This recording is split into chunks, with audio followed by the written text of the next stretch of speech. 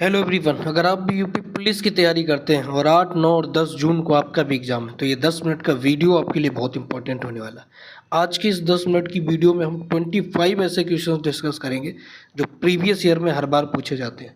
तो आज की इस वीडियो की पीडीएफ फाइल नीचे पिन्ड कमेंट से जाकर के डाउनलोड कर लेना, चैनल को सब्सक्राइब कर देना और प्लेलिस्ट जरूर एक बार वॉच कर लेना। ये प्लेलिस्ट बहुत इंपॉर्टेंट है आप सभी लोगों के लिए। पहला क्वेश्चन देखिएगा कि भारत का जो संविधान है इसकी अनुसूची में कौन सी ऐसी शेड्यूल है जिसमें दल बदल विरोधी कानून का प्रावधान दिया गया। ये बहुत इंपॉर्टेंट एक कानून हो जाता है, दल बदल विरोधी कानून। अच्छा, ये कानून होता क्या है? इस कानून से क्या करते हैं ना कि कोई भी पार्टी का एक लीडर दूसरी पार्टी में जा सकता है, यानी कि उस दल को बदल सकता है। तो किस अनुसूची में इसके प्रावधान दिए गए हैं? इसका मेरे भाई सही जवाब क्या हो जाएगा? अनुसूची नंबर 10वीं में दल बदल कानून के प्रावधान दिए गए, यानी कि ऑप्शन नंबर सी आपका बिल्कुल करेक्ट होगा। अब 10वीं अनुसूची में तुम्हारी क्या दी गई है?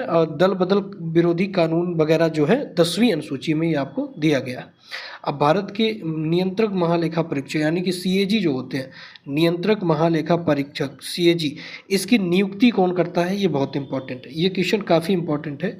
इनकी नियुक्ति कौन करता है? तो ध्यान देना भैया, ऑप्शंस आपके सामने हैं। इनकी नियुक्ति कौन करते हैं? राष्ट्रपति यानी कि प्रेसिडेंट। लेकिन एक चीज़ और याद रखना, क्या प्रेसिडेंट अपने मन से इनकी नियुक्ति करते हैं? तो नहीं, ये बाय द रिकमेंडेशन ऑफ प्रधानमंत्री, यानी कि प्रधानमंत्री की जो कैबिनेट होगी, है ना, मंत्रिमंडल होगा, उसकी रिकमेंडेशन से ये करते हैं, ना कि अपनी स्वविवेकी शक्ति से। तीसरा देखिएगा, बहुत इंपॉर्टेंट है, ग्रैंड ट्रंक रोड यानी कि जीटी रोड का निर्माण ये किसने करवाया था? आपको पता होना चाहिए कि जो ग्रैंड ट्रंक रोड दिल्ली में जो निर्माण करवाया गया था, ये किस शासक ने करवाया था? तो भैया इसका सही जवाब क्या हो जाएगा? शेर शाह सूरी, यानी कि ऑप्शन नंबर बी बिल्कुल करेक्ट होगा। जीटी रोड का निर्माण किसने करवाया था? शेर शाह सूरी ने। ये इंपॉर्टेंट चीज़ें हैं, ध्यान रखना, और एक बार प्लेलिस्ट आप ज़रूर वॉच कर लेना, बहुत इंपॉर्टेंट है। निम्नलिखित में से कौन सा विटामिन जो होता है वो रक्त का थक्का जमाने के काम आता है ना? रक्त का थक्का, मान लीजिए अगर कहीं चोट लग जाती है तो ब्लीडिंग होती है ना, उस ब्लीडिंग को जमाने के लिए कौन सी विटामिन काम आती है? तो इसका मेरे भाई यहाँ पर सही जवाब क्या हो जाएगा? विटामिन के, यानी कि ऑप्शन नंबर डी बिल्कुल करेक्ट होगा। जो विटामिन के होती है ना, ये रक्त का थक्का जमाने के काम आती है, ब्लड क्लॉटिंग जमाने के काम आती है। इंपॉर्टेंट विटामिन से एक क्वेश्चन यहाँ पर जरूर पूछता है। अब पंचायती राज को संवैधानिक दर्जा जो दिया गया था, ये किस कॉन्स्टिट्यूशन से दिया गया था? ये मैंने आपको 4 से 5 बार करवा दिया, इस बार आने की बहुत ज़्यादा संभावना, क्योंकि जीडी में बहुत बार पूछा गया। मैंने अपनी वीडियो में कम से कम 4 बार इसको मैंने करवा दिया है। कौन से कॉन्स्टिट्यूशन अमेंडमेंट के थ्रू पंचायती राज को संवैधानिक दर्जा दिया गया था? इसका मेरे भाई सही जवाब हो जाएगा 73वां संविधान संशोधन, यानी कि 73वां संविधान संशोधन। ऑप्शन नंबर सी यहाँ पर बिल्कुल करेक्ट होगा। 73वां संविधान संशोधन हुआ था जिससे हमने क्या दिया? पंचायती राज को मौलिक अधिकार का दर्जा दिया। मूल कर्तव्य की बात करें तो वो 44वां संविधान संशोधन से जोड़े गए थे। अगर 42वें संविधान संशोधन से बात करें तो 3 शब्द जोड़े गए थे, समाजवादी, पंथ निरपेक्ष और अखंडता। ये बातें यहाँ से आप इतनी ध्यान रखिएगा। अब देखिए, भारत का पहला जैव मंडल आरक्षित क्षेत्र कौन सा है? ये काफ़ी इंपॉर्टेंट है, करंट अफेयर से जुड़ा हुआ है। जैव मंडल आरक्षित क्षेत्र भारत का कौन सा है? ये इंपॉर्टेंट है। ऑप्शंस आपके सामने हैं, सुंदरबन, नीलगिरी, नंदागिरी या फिर मानस। कौन सा है? इसका सही जवाब बताइए। तो भैया इसका करेक्ट जवाब होगा नीलगिरी। ये कहाँ पर है? ये उत्तराखंड की पहाड़ियाँ हैं, नीलगिरी की पहाड़ियाँ, सॉरी उत्तराखंड नहीं है, नीलगिरी की पहाड़ियाँ, ठीक है। तो ऑप्शन नंबर बी बिल्कुल यहाँ पर करेक्ट हो जाएगा। ये पहाड़ियाँ हैं नीलगिरी की। तो ध्यान देना भैया, जैव मंडल आरक्षित क्षेत्र कौन सा है? तो ये है नीलगिरी, ऑप्शन नंबर बी। और ये करंट अफेयर का पार्ट है, इसलिए इसकी इंपॉर्टेंस बहुत ज़्यादा है। ये इस बार आ सकता है क्योंकि एसएससी जीडी की परीक्षा में ये काफ़ी शिफ्टों में इस बार पूछा गया। अब अगला क्वेश्चन देखिएगा, ये है गीत रहस्य पुस्तक के लेखक कौन है? तो जो एक किताब है गीत रहस्य पुस्तक, इसके लेखक आपको बताने हैं कौन से हैं। एक किताब से यूपी कांस्टेबल में प्रश्न 100% बनता है। तो इसका मेरे भाई सही जवाब क्या होगा? लोकमान्य तिलक, यानी कि ऑप्शन नंबर बी बिल्कुल करेक्ट होगा। लोकमान्य तिलक जो है इस किताब के लेखक है। गीत रहस्य पुस्तक के लेखक कौन है? लोकमान्य तिलक। अब देखिए, निम्नलिखित में से कौन सी गैस अम्लीय वर्षा के रूप में उत्तरदायी है? अब एसिड जो रेन होती है ना, अम्लीय वर्षा, उसके लिए कौन सी गैस जिम्मेदार है? अम्लीय वर्षा कौन से गैस के कारण में होती है, ये आपसे पूछा है। 8वां का। तो भैया 8वें का सही जवाब क्या हो जाएगा? सल्फर डाइऑक्साइड यानी कि SO2। ऑप्शन नंबर सी बिल्कुल करेक्ट होगा। अब सल्फर डाइऑक्साइड का फॉर्मूला क्या होता है? तो SO2 ये होता है सल्फर डाइऑक्साइड का फॉर्मूला।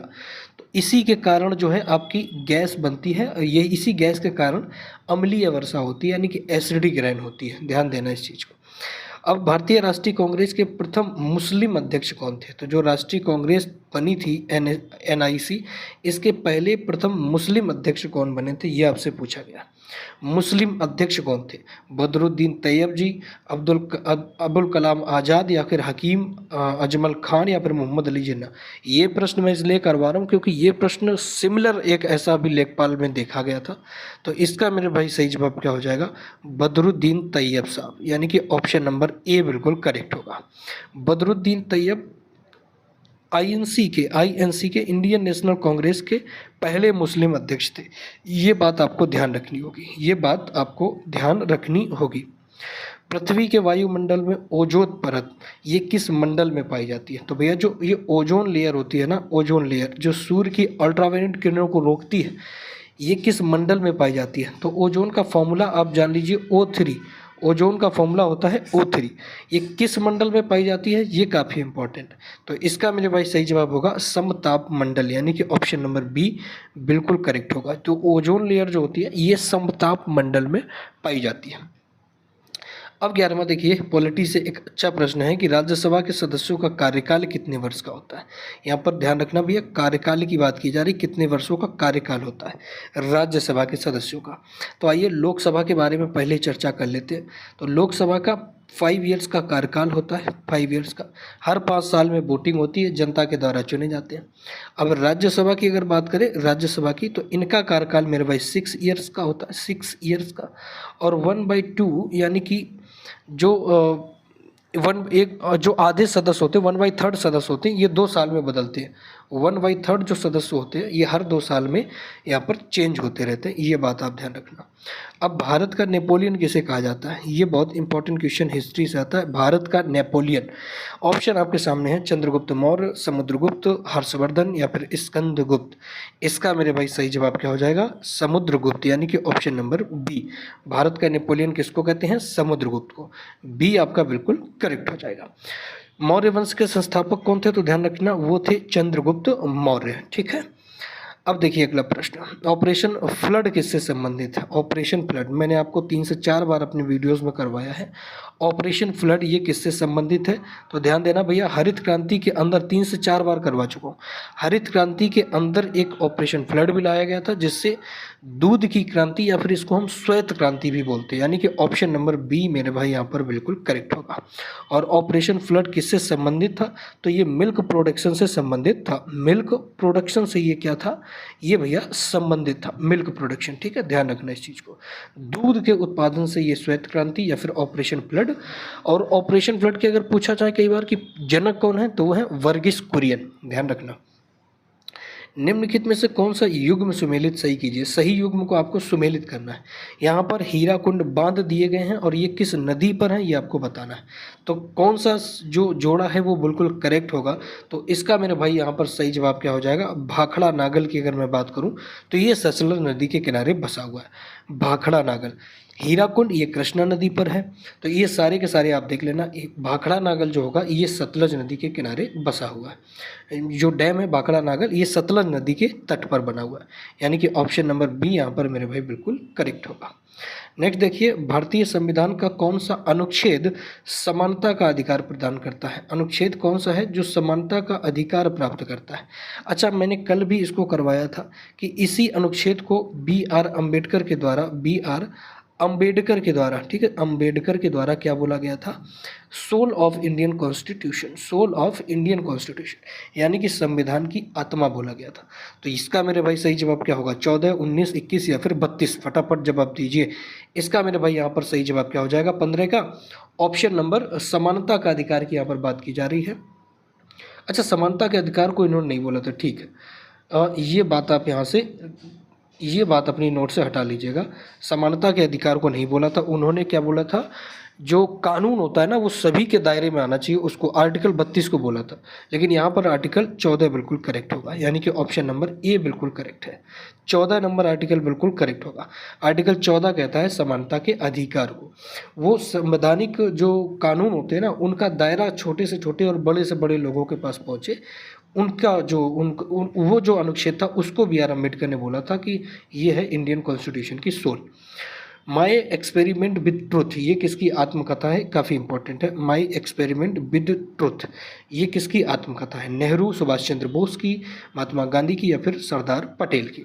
तो इसका यहाँ पर मेरे भाई सही जवाब क्या हो जाएगा, ये है महात्मा गांधी की, राष्ट्रपिता Mahatma Gandhi, option number C बिल्कुल करेक्ट होगा। इनके ऊपर एक बायोग्राफी लिखी गई जिनका नाम क्या था, माई एक्सपेरिमेंट विद ट्रुथ, यानी कि ऑप्शन नंबर सी बिल्कुल करेक्ट है। अच्छा, ये जीडी 2026 में 4 शिफ्टों में आया है, तो इसलिए ये इंपॉर्टेंट है, यूपी कांस्टेबल में भी आ सकता है। निम्नलिखित में से कौन सा ग्रह जो है वो रेड ग्रह के नाम से, लाल प्लैनेट्स के नाम से हम जानते हैं। रेड जो है लाल ग्रह के रूप में हम किसको जानते हैं, तो इसका मेरे भाई सही जवाब क्या हो जाएगा, बृहस्पतिवार को। किसको, अच्छा, लाल ग्रह के नाम से हम किसको, मंगल को जानेंगे, ठीक है, यानी कि ऑप्शन नंबर बी बिल्कुल करेक्ट हो। मंगल को जानते हैं हम लाल ग्रह के रूप में। अच्छा, क्यों जानते हैं, क्योंकि इसकी मिट्टी जो है ना, इसकी मिट्टी में फास्फोरस पाया जाता है, ठीक है, इसलिए जानते हैं। उत्तर प्रदेश का सबसे बड़ा राष्ट्रीय उद्यान कौन सा है, ध्यान देना, यूपी का सबसे बड़ा राष्ट्रीय उद्यान कौन सा है, ये काफ़ी इंपॉर्टेंट है। दुधवा राष्ट्रीय उद्यान, चंद्रप्रभा, या फिर राष्ट्रीय चंबल अभ्यारण्य, या फिर कतर्निया वन्यजीव घाट, आपको बताना है कौन सा सही होगा। 18वें का मेरे भाई यहाँ पर सही होगा दुधवा नेशनल पार्क। उत्तर प्रदेश का एकमात्र national park Dudhwa national park, ये सबसे बड़ा है, ऑप्शन नंबर ए बिल्कुल करेक्ट है। और अगर आपने लेखपाल की परीक्षा दी होगी तो ध्यान दिया होगा, ये लेखपाल के एग्जाम में पूछा गया था, और लेखपाल के एग्जाम में पूछने से पहले मैंने कम से कम इसको 4 बार अपनी वीडियो में आपको बताया था कि ये आने वाला है, और आया भी। भारतीय संविधान सभा के अस्थायी अध्यक्ष कौन थे, तो भैया ध्यान देना, संविधान सभा जब यहाँ पर बनी थी ना, इंडियन कॉन्स्टिट्यूशनल जो सभा थी वो जब बनी है ना, तो उसके फर्स्ट मीटिंग में अस्थायी सदस्य किसको चुना गया था, ये चुना गया था सच्चिदानंद सिन्हा को, यानी कि ऑप्शन नंबर यहाँ पर बी बिल्कुल करेक्ट होगा। सच्चिदानंद सिन्हा को यहाँ पर चुना गया था, सच्चिदानंद सिन्हा को एक मीटिंग के लिए चुना गया था। लेकिन जब दूसरी मीटिंग हुई थी तब वहाँ पर हमने डॉक्टर राजेंद्र प्रसाद को, सेकेंड जो मीटिंग हुई थी यहाँ पर स्थायी सदस्य चुना हमने, किसको, डॉक्टर राजेंद्र प्रसाद को। और बाद में इन्हीं डॉक्टर राजेंद्र प्रसाद को हमने इंडिया का फर्स्ट प्रेसिडेंट भी बनाया, फर्स्ट प्रेसिडेंट भी हमने डॉक्टर राजेंद्र प्रसाद को बनाया। तो ध्यान रखना, इंडिया का फर्स्ट प्रेसिडेंट कौन थे, डॉक्टर राजेंद्र प्रसाद। और अगर पीटी नेहरू की बात करें तो ये इंडिया के प्रथम प्राइम मिनिस्टर थे, भारत के पहले prime minister. B R Ambedkar की बात करें तो ड्राफ्ट कमेटी के अध्यक्ष कौन थे, बी आर अम्बेडकर। भारतीय पुनर्जागरण का जनक किसे कहते हैं। अब जब दुनिया में पुनर्जागरण चल रहा था तो भारत के पुनर्जागरण किसको बोला गया, जनक किसको बोला गया, ये बताया। तो किसने समाज को चेताया, भारत की समाज को किसने पुनर्जागृत किया, इसका मेरे भाई ऑप्शन नंबर बी बिल्कुल करेक्ट होगा, राजा राम मोहन राय। राजा राम मोहन राय, इन्हीं की जो है प्रयासों से कौन सी प्रथा खत्म हुई थी, सती प्रथा, यानी कि ऑप्शन नंबर बी बिल्कुल करेक्ट होगा। सती प्रथा का अंत किनके प्रयासों से हुआ था, तो आप ध्यान देना, राजा राम मोहन राय। निम्नलिखित में से कौन सा तत्व स्टेनलेस स्टील बनाने में प्रयुक्त किया जाता है। स्टेनलेस स्टील, इसका नाम आपने बहुत बार सुना होगा, स्टेनलेस स्टील। ये एक कंपनी भी बन चुकी है, एसएस कंपनी है ना, एसएस स्टेनलेस स्टील। इसको बनाने के लिए मुख्य रूप से किस धातु को प्रयोग किया जाता है, इसका सही जवाब बच्चों आपको था, तांबा, क्रोमियम, एल्यूमिनियम या फिर जस्ता। तो इसका मेरे भाई यहाँ पर सही जवाब क्या हो जाएगा, क्रोमियम, यानी कि ऑप्शन नंबर बी बिल्कुल करेक्ट होगा। क्रोमियम का इस्तेमाल करते हैं किसको बनाने के लिए, स्टेनलेस स्टील को बनाने के लिए, ऑप्शन नंबर बी यहाँ पर बिल्कुल करेक्ट है।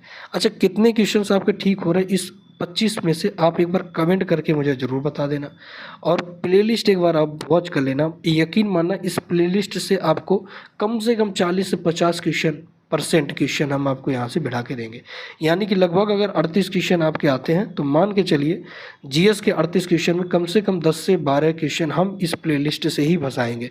लेखपाल में भी फंसाए थे, इस बार भी फंसा देंगे। देखिए, भारत में रुपए का दशमलीकरण कब किया गया था, ये काफ़ी इंपॉर्टेंट है। रुपए का दशमलीकरण कब किया गया था, ये जीडी में प्रश्न पूछा हुआ है, ठीक है। एसएससी जीडी जो अभी 2026 हुआ था ना, उसमें ये 2 शिफ्टों में आया हुआ है, इसलिए यूपी कांस्टेबल के लिए इम्पोर्टेंट भी।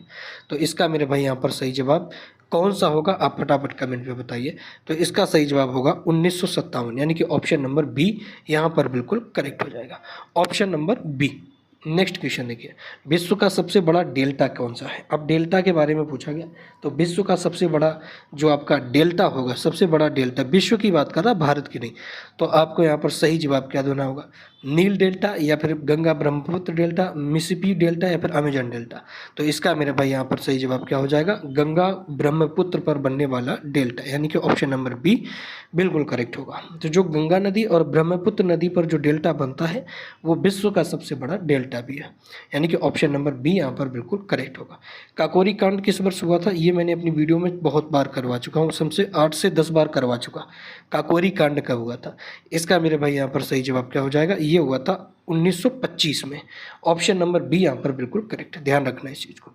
निम्नलिखित में से कौन सा मौलिक अधिकार नहीं है, तो ध्यान देना भैया, मौलिक अधिकार, मौलिक कर्तव्य, कितने मौलिक कर्तव्य है एक बार मुझे आप बताना। 11 मौलिक कर्तव्य हैं, है ना, ध्यान देना भैया, 11 मौलिक कर्तव्य हैं। इस 11वें मौलिक कर्तव्य को 2003 में जोड़ा गया था अटल बिहारी वाजपेयी की सरकार में। बाकी के जो 10 मौलिक कर्तव्य थे, इनको 44वें संविधान संशोधन 1978 में जोड़ा गया इंदिरा गांधी की सरकार में। अब आपको बताना है कि इन चारों में से कौन सा एक मौलिक कर्तव्य नहीं है, तो इसका मेरे भाई सही जवाब क्या हो जाएगा, ऑप्शन नंबर सी, मतदान करना, यानी कि मतदान करना ये कोई मौलिक कर्तव्य नहीं है, ये आपको कानूनी राइट है लेकिन मौलिक कर्तव्य नहीं। लेकिन संविधान का पालन करना ये मौलिक कर्तव्य है, राष्ट्रीय ध्वज का सम्मान करना ये मौलिक कर्तव्य है, सार्वजनिक संपत्ति की रक्षा करना, ये तीनों के तीनों क्या हैं भैया, ये मौलिक कर्तव्य हैं, यानी कि ये फंडामेंटल्स ड्यूटीज़ हैं, एफडी हैं। लेकिन मतदान करना ये कोई मौलिक कर्तव्य नहीं है। अब जो ध्यान देना एक चीज़ को कि प्लेलिस्ट आप ज़रूर वॉच कर ही लेंगे, ठीक है, और इस वीडियो की पीडीएफ फाइल नीचे पिन कमेंट से जाकर के डाउनलोड कर लेना, क्योंकि ये इंपॉर्टेंट होगी और आपको एग्ज़ाम जब आप देने जा रहे होंगे उससे 2 से 3 दिन पहले रिवीजन में आपकी बड़ी मदद करेगी। वीडियो को लाइक कर देना, चैनल को जरूर सब्सक्राइब कर लेना, क्योंकि ऐसी रोज़ वीडियोज़ हम आपके लिए लाते रहते हैं। मिलेंगे नेक्स्ट क्लास में, तब तक के लिए जय हिंद, नमस्कार।